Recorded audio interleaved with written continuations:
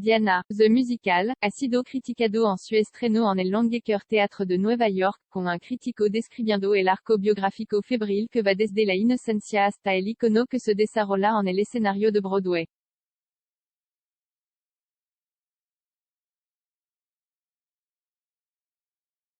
La columnista del Daily Mail, Jean Moir, fue franca en su reseña de la interpretación musical de la vida de la difunta princesa de Galles. Ahora quiero ser honesta.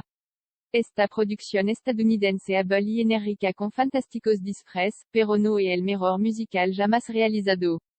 Ella se centró en los elementos musicales de la producción, talando con una actitud irónica distintiva. Algunas de las letras no son sublimes, sino un crimen contra la rima por el que alguien debería hacer tiempo.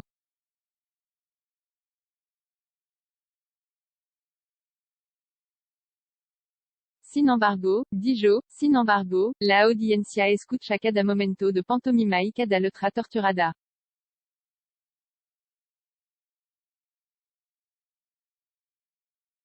Se quedan boquiabiertos cuando se ve a Charles en el escenario en la cama con Camilla y animan cuando nuestra heroína insiste en que Camilla se dirija a ella correctamente.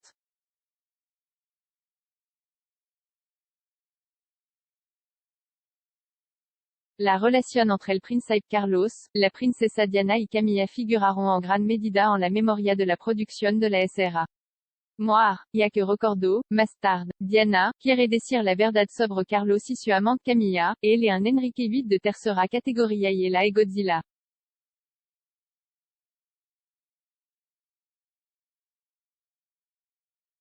Moir pintó una imagen de la multitud embelesada. El público está de pie vitoreando, mientras los ramos de flor con alrededor de los pies de Jenna de Val, la actriz que interpreta a Diana desde los 19 a los 36 años.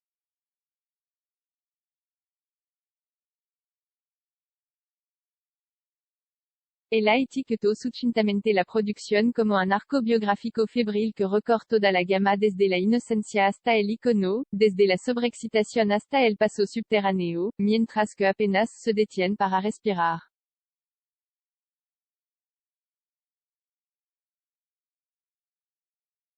La SRA, Moir criticó el espectáculo superficial de la vida de la familia real, diciendo, está destinado a ser divertido, pero gran parte bastante triste y reduccionista, después de todo, son personas reales, con sentimientos reales.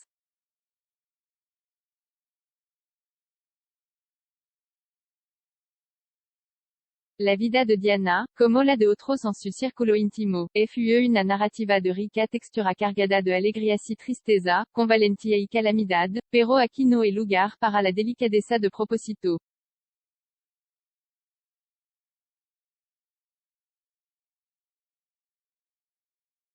Esta interpretación de la vida de la princesa de Galles fue dirigida por el veterano de Broadway Christopher Ashley, con el libro y la letra escritos por Joe DiPietro y la música y la letras creada por David Bryan.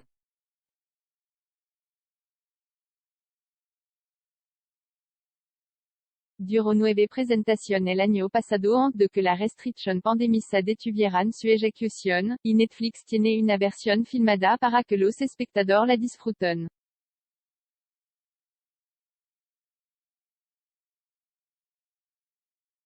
La SRA, Moir agregó, sin embargo, para experimentar a Diana en todo su esplendor mareado tiene que estar en un teatro, entre hombres adultos solozando y alguien gritando vamos Diana, cada vez que la princesa muestra una chispa de valor.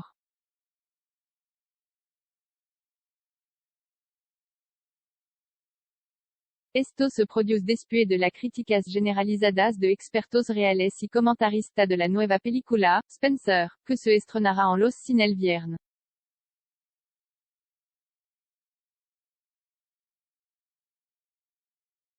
La SRA, Moir tenía una opinión que compartir sobre esta película biográfica cinematográfica, centrada principalmente en los 3 días de la Navidad de la princesa de Galles en 1991 en Sandringham.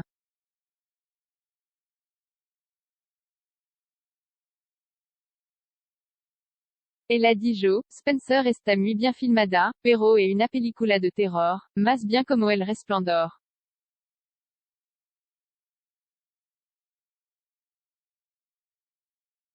Dirigida por Pablo Larraín, tiene a la princesa vomitando en los baños de Sandringham en los primeros 5 minutos, luego se autolesiona con un cortador de alambre.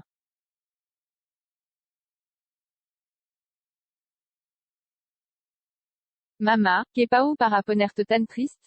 Pregunta el pequeño príncipe William en un momento. Bueno, bastante.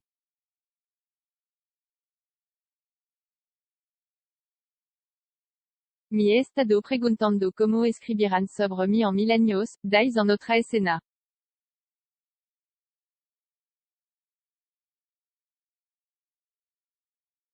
La biógrafa Real Penny Jr. calificó la descripción de Diana en la película como innecesariamente gratuita.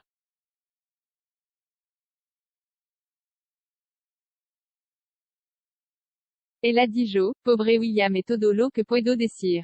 Dejemos a Diana con una pizca de respeto y dignidad.